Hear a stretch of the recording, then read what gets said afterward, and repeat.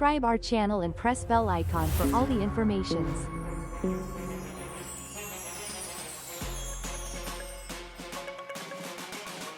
बच्चों, मैं आपके लिए इस सबक नंबर 2 बेतकल्लुफी से जो इस कहानी के अंदर बहुत मुश्किल अल्फाज माने हैं उसको मैंने लिखा है।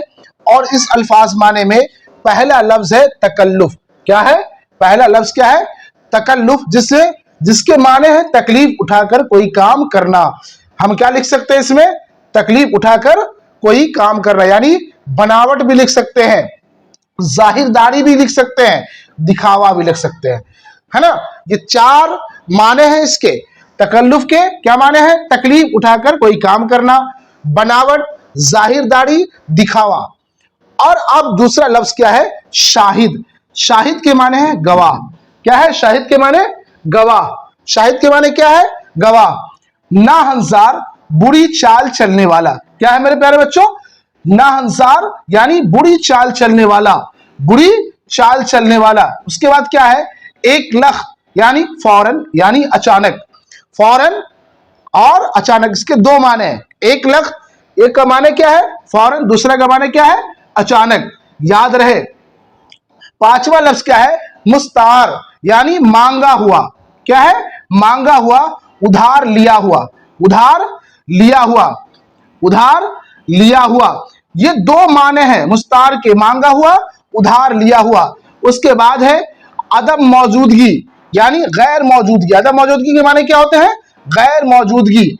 विदा यानी रुखसत, जुदाई, रुखसत, जुदाई। विदा के माने रुखसत, जुदाई। इसके भी दो माने हैं, निफासत, खूबी, अदमगी, लिफाकत, है ना। और उसके बाद है फिर मेराज, जिसके माने है बुलंदी। मेराज के माने बुलंदी। उसमें दासमा में हम लिखे हैं राहत। राहत के माने है आराम, आशाइश, आराम और आशाइश। उसके बाद है उफूफ तलब यानी माफी मांगने वाला। उफू, अफूवन तलब यानी माफी मांगने वाला। 12वां में है माजरत यानी उज्र। माजरत के माने उज्र। इत्तिकाफ काफी समझना, किफायत करना। इत्तिफाक यानी काफी समझना, किफायत करना। करम यानी इनायत, मेहरबानी। गुरूब सूरज चांद का डूबना। किसाफत, गिलासत, गाढ़ापन। किसाफत के माने क्या है? गिलासत और गाढ़ापन। अब इसी सबक से हम लोग सवाल और जवाब पढ़ेंगे। देखिए पहला लफ्ज है, पहला सवाल इस कहानी के अंदर दिया गया, उसको देखें मेरे प्यारे बच्चों। मैं बता रहा हूं तुरंत आपको, आप देखें, बने रहें मेरे साथ और देखते रहें। और ये जो अभी है ये लफ्ज है, और ये जो सवाल हमारा है, इसी सवाल के अंदर दिया गया कि बेतकल्लुफी से क्या परेशानी होती है। क्या सवाल है? सवाल नंबर 1। सवाल नंबर 1, बेतकल्लुफी से क्या परेशानी, क्या परेशानी है? बेतकल्लुफी से क्या परेशानी? क्या सवाल है? बेतकल्लुफी से क्या परेशानी है आपको? बेतकल्लुफी से क्या परेशानी होती है? सॉरी, बेतकल्लुफी से क्या परेशानी होती है? सवाल क्या है? होती है। बेतकल्लुफी से क्या परेशानी होती है? जवाब में हम लोग लिखेंगे बेतकल्लुफी से, जवाब में हम लोग क्या लिखेंगे? बेतकल्लुफी से, बेतकल्लुफी से ये परेशानी होती है कि, होती है कि बेतकल्लुफ वक्त बेवक्त, बेतकल्लुफ वक्त बेवक्त, वक्त बेवक्त, वक्त बेवक्त ऐसी हरकतें करते हैं, ऐसी हरकतें करते हैं, ऐसी हरकतें करते हैं, ऐसी हरकतें करते हैं, ऐसी हरकतें करते हैं जिनसे दूसरों के सामने, जिनसे दूसरों के सामने शर्मिंदा शर्मिंदा होना पड़ता है, होना पड़ता है। दूसरों के सामने क्या होना पड़ता है? शर्मिंदा होना पड़ता है। दूसरों के सामने शर्मिंदा होना पड़ता है और दूसरे लोग ये समझते हैं, और दूसरे लोग ये समझते हैं और दूसरे लोग ये समझते हैं कि ये साहब भी कि ये साहब भी कि ये साहब भी कि ये साहब भी इसी तरह बेहुदा इसी तरह इसी तरह बेहुदा बेहुदा बदतमीज होंगे, तमीज होंगे, बदतमीज होंगे। जब ही तो ये जब ही तो ये जब ही तो ये बिला किसी झिझक जब ही तो ये बिला किसी झिझक बिला किसी झिझक ये गुफ्तगू और ये गुफ्तगू और ये हरकतें हो रही हैं, और ये हरकतें हो रही हैं। फिर दूसरा सवाल हम लोग देखेंगे। मैंने जो पहला सवाल में क्या लिखा हुआ है? बेतकल्लुफी से क्या परेशानी होती है। मैंने यहां पे लिखा है मेरे प्यारे बच्चों कि बेतकल्लुफी से यह परेशानी होती है कि बेतकल्लुफ वक्त बेवक्त ऐसी हरकतें करते हैं जिनसे दूसरे के सामने शर्मिंदा होना पड़ता है, और दूसरे लोग ये समझते हैं कि ये साहब भी इसी तरह बेहुदा बदतमीज होंगे। जब ही तो ये बिला किसी झिझक ये गुफ्तगू और ये हरकतें हो रही हैं या कर रहे हैं, ये भी लिख सकते हैं हम लोग। दूसरा सवाल है सवाल नंबर 2। सवाल नंबर 2, थैकरे ने अपने एक किरदार में थैकरे ने अपने एक किरदार में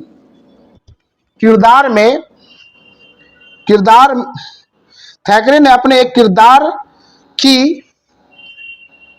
की बेतकल्लुफी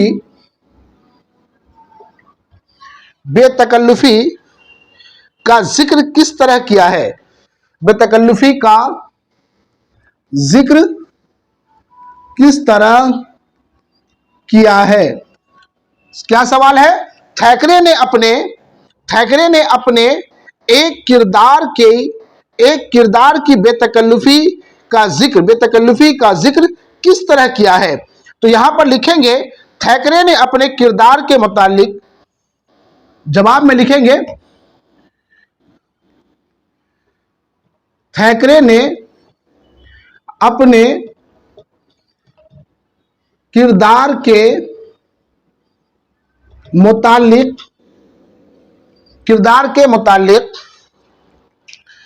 ये बताया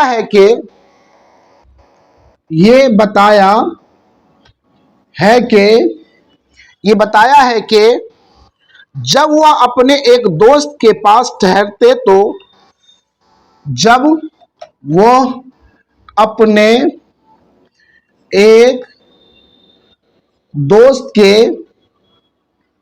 पास ठहरते तो जाते वक्त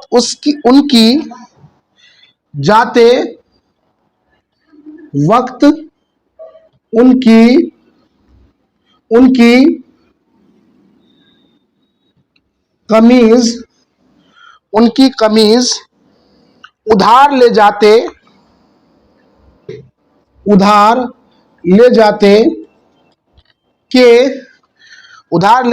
के कुछ दिन बाद वापस कर देंगे, ले जाते के कुछ दिन बाद वापस कर देंगे। क्या लिखा जवाब में? थैकरे ने अपने एक किरदार की बेतकल्लुफी का जिक्र किस तरह किया है? सवाल क्या है? थैकरे ने अपने एक किरदार की बेतकल्लुफी का जिक्र किस तरह किया है? तो जवाब में हमने लिखा, थैकरे ने अपने किरदार के मुतालिक यह बताया है कि जब भी वह अपने एक दोस्त के पास ठहरते तो जाते वक्त उनकी कमीज उधार ले जाते कि कुछ दिन बाद वापस कर देंगे, अब देखें हम लोग यहां पर तीसरा सवाल हम लोग देखते हैं। क्या देखते हैं हम लोग? तीसरा सवाल। अब देखिए तीसरा सवाल हम बता रहे हैं आपको मेरे प्यारे बच्चों। तीसरा सवाल हम लोग देखेंगे सवाल नंबर 3 के अंदर कि ए ज़ौक़, सवाल क्या है? सवाल नंबर 3,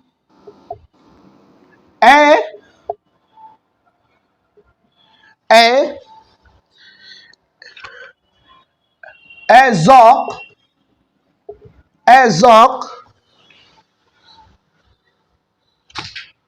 क्या है? ए ज़ौक़ तकल्लुफ में है, तकल्लुफ में है,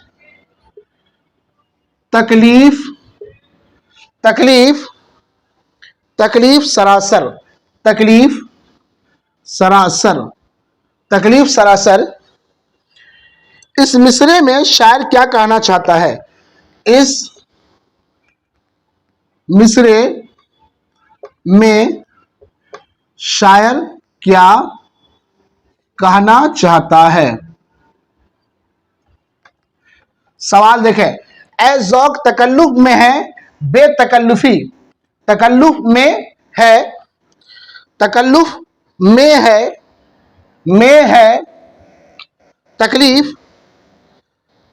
तकलीफ सरासर। इस मिसरे में शायर क्या कहना चाहता है? क्या कहना चाहता है? तो जवाब में यहां पर मेरे प्यारे बच्चों लिखेंगे हम लोग, जवाब में क्या लिखेंगे हम लोग? लिखेंगे कि इस मिसरे में शायर ये कहना चाहता है, इस मिसरे में शायर ये कहना चाहता है कि तकल्लुफ करने में अक्सर नुकसान होता है। कहना चाहता है कि तकल्लुफ करने में अक्सर नुकसान होता है। क्या होता है? अक्सर नुकसान होता है।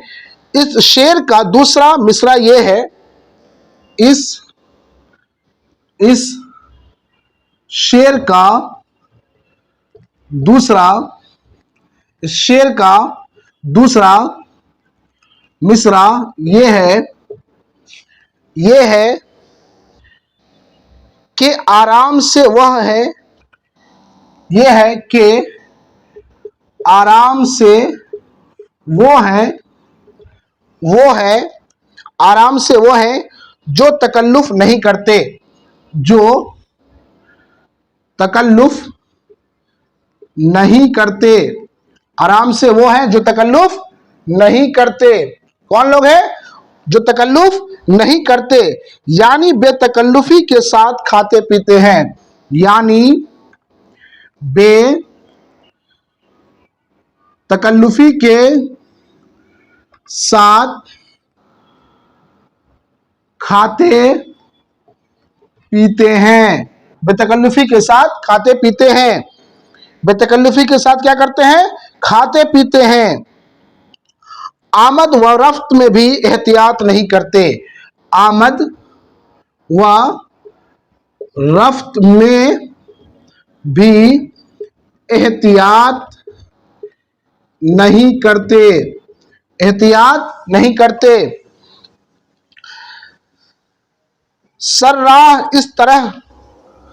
सरे राह इस तरह लोगों से मिलते हैं मिलते हैं सरेराह इस तरह लोगों से मिलते हैं जैसे सभी मिलते हैं जैसे सभी उन जैसे हों जैसे सभी उन जैसे हों किसी के घर जाते हैं तो किसी के घर जाते हैं तो किसी के घर जाते हैं तो वहां भी बेतकल्लुफी का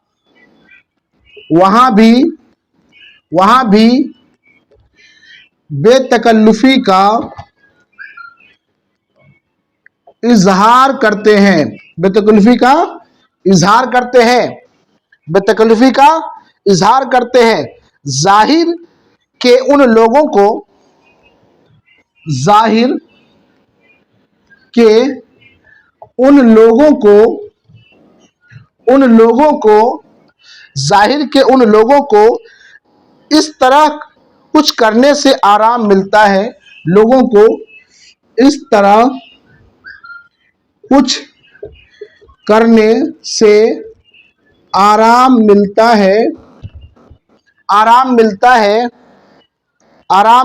है मगर दूसरे लोग उन हरकतों से मगर दूसरे लोग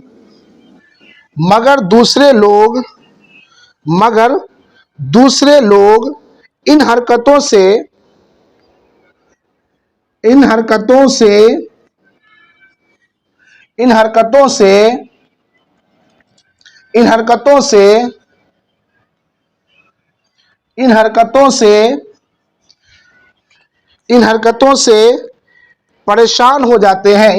से परेशान हो जाते हैं परेशान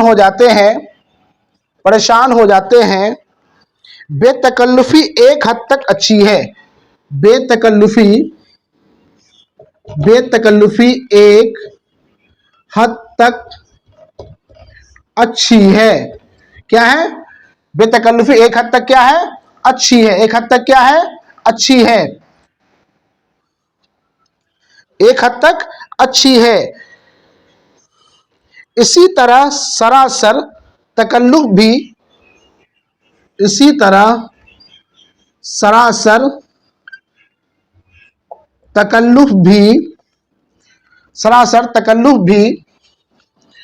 तकल्लुफ भी बसा औकात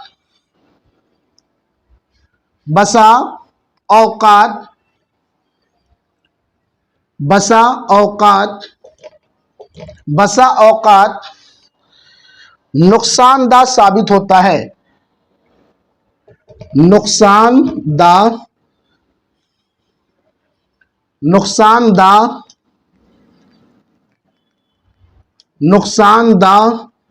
साबित होता है। अब हम मेरे प्यारे बच्चों देखें इसमें ए ज़ौक़ तकल्लुफ में है तकलीफ सरासर इस मिसरे में शायर क्या कहना चाहता है तो इसके जवाब में हमने लिखा है कि इस मिसरे में शायर ये कहना चाहता है कि तकल्लुफ करने में अक्सर क्या होता है नुकसान होता है। इस शेर का दूसरा मिसरा यह है कि आराम से वो है जो तकल्लुफ नहीं करते यानी बेतकल्लुफी के साथ खाते पीते हैं आमद व रफ्त में भी एहतियात नहीं करते सरेराह इस तरह लोगों से मिलते हैं जैसे सभी उन जैसे हो किसी के घर जाते हैं तो वहां भी बेतकल्लुफी का इजहार करते हैं। जाहिर है कि उन लोगों से इस तरह कुछ करने से आराम मिलता है जाहिर है कि उन लोगों से इस तरह कुछ करने से आराम मिलता है मगर वह दूसरे लोग इन हरकतों से परेशान हो जाते हैं। बेतकल्लुफी एक हद तक अच्छी है इसी तरह सरासर तकल्लुफ भी सरासर बसा औकात नुकसानदाह साबित होता है। समझ में आगे होगा आप लोगों को समझ में आगे होगा। अब हम लोग जो है इसी के अंदर मैं आपको बताऊंगा कि जो है वाहिद जमा। फिर अगला सवाल है कि नीचे लिखे हुए मुहावरों को के जुमलों में इस्तेमाल कीजिए। नीचे लिखे हुए मुहावरों को जुमलों में इस्तेमाल कीजिए। अब हम लोग जो है मुहावरा बनाएंगे। हम लोग क्या बनाएंगे? मुहावरों के जुमले। क्या बनाएंगे हम लोग? मुहावरों के जुमले। अब मैं आपको मुहावरों का जुमला जस्ट बता रहा हूं मैं आपको।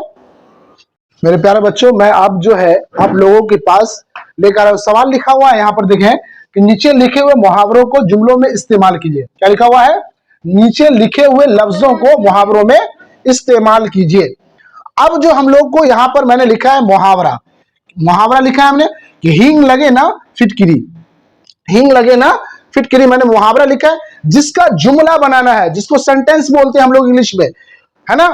तो यहां पर हमने लिखा है कि मशहूर बात है कि हींग लगे ना फिटकिरी रंग चोखा। क्या लिखा है हमने? कि मशहूर बात है कि हींग लगे ना फिटकिरी, है ना, हींग लगे ना फिटकिरी रंग चोखा। दूसरा मुहावरा यह है छठी का दूध याद आना। दूसरा मुहावरा क्या है? छठी का दूध याद आना। अक्सर लोग लड़ाई झगड़े में कहते हैं। कौन लोग? अक्सर लोग लड़ाई झगड़े में कहते हैं कि इतना मारूंगा कि छठी का दूध याद आ जाएगा। क्या कहते हैं? कि इतना मारूंगा। मैंने यहां पर क्या जुमला बनाया है? अक्सर लोग लड़ाई झगड़े में कहते हैं कि इतना मारूंगा कि छठी का दूध याद आ जाएगा। तीसरा है कि दांतों में उंगलियां दबाना। क्या है? दांतों में उंगलियां दबाना, यह मुहावरा है। अब इसका जुमला मैंने लिखा कि क्रिकेट मैच में जब कोई नामूर क्रिकेटर खिलाड़ी पहली बॉल पर आउट होता है तो लोग हैरत से दांतों में उंगलियां दबा लेते हैं। क्या लिखा हमने? क्रिकेट मैच में जब कोई नामूर क्रिकेटर खिलाड़ी पहली बॉल पर आउट होता है। समझ रहे होंगे मेरे बच्चों, आप देख रहे होंगे कि क्या है? क्रिकेट मैच में जब कोई नामूर क्रिकेट खिलाड़ी पहली बॉल पर आउट होता है तो लोग हैरत से दांतों में उंगलियां दबा लेते हैं। अब यहां पर वाहिद जमा है। हमने यहां पर लिखा है कि वाहिद, वाहिद कहते हैं किसको? वाहिद के माने क्या है? वाहिद के माने से पहले भी हमने बताया था आपको कि वाहिद के माने एक, वाहिद के माने एक, और फिर जमा, है ना। जमा जिसके माने क्या होते हैं? एक से ज्यादा। क्या है? जमा जिसके माने क्या है? एक से ज्यादा, एक से ज्यादा। समझ रहे होंगे आप लोग? जमा जिसके माने क्या होता है? जो एक से ज्यादा हो उसको हम लोग क्या बोलते हैं? जमा। अब वाहिद क्या है? एक। अब वाहिद का हम अगर जमा बनाते हैं तो क्या हो जाएगा? वाहिदा। क्या हो जाएगा? वाहिदा। तो इसी तरीके से यहां पर वाहिद है ना, और हमने यहां पर वाहिद एक तरफ लिखा है और जमा को एक तरफ किया है। दोनों चीजों को जिस तरह हमने अलग अलग किया, इन लफ्जों के सवाल में दिया गया है कि नीचे लिखे हुए लफ्जों से वाहिद और जमा बनाए। क्या लिखा हुआ आपके सवाल में? कि नीचे दिए हुए लफ्जों से वाहिद जमा बनाए। हमने वाहिद यहां पर वाहिद लफ्ज को अलग कर दिया है और जमा लफ्ज को हमने अलग कर दिया है, क्योंकि आपको पढ़ने में बिल्कुल आसानियां पैदा हो जाए, आपको बिल्कुल आसान तरीके से मेरे प्यारे बच्चों आपको याद हो जाए। इसलिए हमने आसानी के लिए आपको क्या कर दिया? यहां पर वाहिद अलग कर दिया और जमा अलग कर दिया। पहला लफ्ज हमने लिखा है हाथ। क्या लिखा है हमने? हाथ। जिसका जमा क्या लिखा? हाथों। क्या लिखा हमने? हाथों। दूसरा लफ्ज क्या है? जूती। जिसका जमा हमने क्या लिखा है? जूतियां। गौर से देखें मेरे प्यारे बच्चों, जूती। दूसरा लफ्ज क्या है? जूतियां। फर्श का फराइज। फर्श का क्या लिखा हमने? फराइज। सवाल का सवालात। जंगल का जंगलात। उसके बाद है मंजिल, जिसका जमा हमने लिखा मनाजिल। ये मंजिल क्या है? ये वाहिद लफ्ज है और इसका जमा यहां पर हमने लिखा है ना, इसका जमा हमने लिखा है मंजिल का मनाजिल, है ना। शान का निशान का निशानात, निशान का निशानात। टोपी का टोपियां, टोपी का टोपियां। एहसान का एहसानात। जवाब का जवाबात। ये समझ गए होंगे मेरे प्यारे बच्चों कि ये वाहिद और जमा है। इस सबक के अंदर ये तमाम चीजें जो मैंने आपको बताया है आप गौर से पढ़ें। इंशाअल्लाह बोर्ड एग्जामिनेशन में आपको 100% नंबर आएगा और आपको अल्लाह पाक कामयाबी जरूर देंगे। लेकिन इस वीडियो के साथ बने रहे, इंशाअल्लाह नेक्स्ट वीडियो में फिर हम तशरीफ ला रहे हैं। सबक नंबर 3 के साथ।